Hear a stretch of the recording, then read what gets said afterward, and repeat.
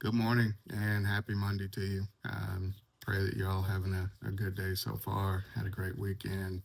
As is our Monday tradition, we're going to jump on and share another conversation that I had.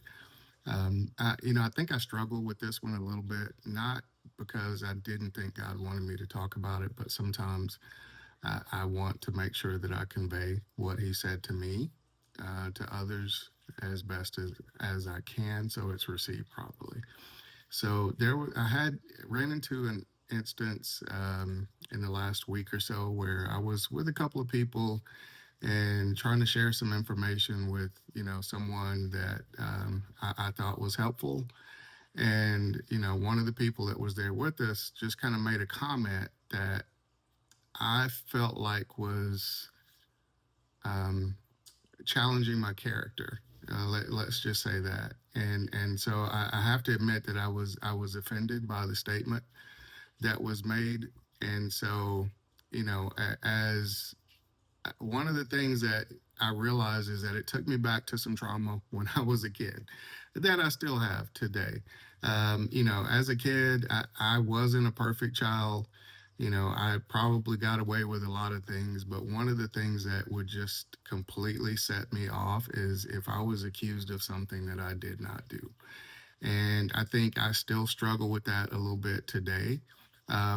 When I feel like I'm being accused of something that I didn't do or being challenged in my character, because that's one of the things that's very important to me. And as I'm kind of ruminating on this and trying to kind of get past the offense or trying to figure out exactly what this person meant by what they said, God just kind of spoke up and said, yeah, happens to me all the time.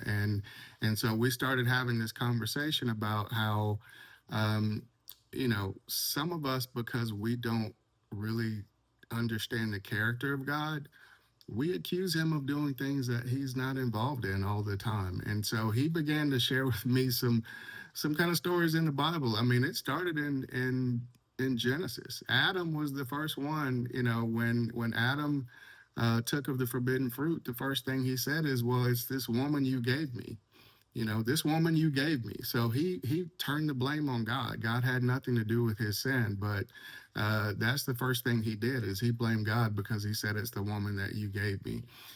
Even Job, Job said, God gives and God takes away. Naked I come into this world, naked I'll leave. The Lord gives and the Lord takes away. But the Lord didn't take anything away from Job. That was the devil. The devil was the catalyst in that. And then we have very well-meaning people. When someone passes away, they'll say, the Lord took them home. God took them home. But the thing is that First Corinthians 26 tells us that the last enemy that God will destroy is death. Death is the enemy of God. So it's not something that he uses. It's not something God doesn't. We all die because of Adam's sin. That has nothing to do with God. So I think a lot of times, because we don't necessarily, the person that said this thing to me knows me, but apparently they don't know me well enough to know my character. And, they may had some preconceived notions that they put on me. And I think sometimes we do that with God, is that we categorize him like we would other people, because we're not in his word enough to understand his character. And so, that's one of the things that I wanted to share with you all today, is that let's be cautious of the accusations that we place on a God that has nothing to do with it. God is love. God doesn't punish.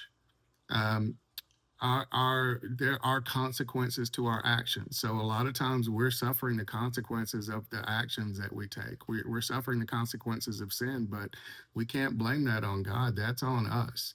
And so, I hope this helped you all. I hope this came across in the way that I intended, but I think it's one of the things that, to me, I had to understand that if someone doesn't know your character, they can have some expectations on you and possibly accuse you of some things that you're not actually doing.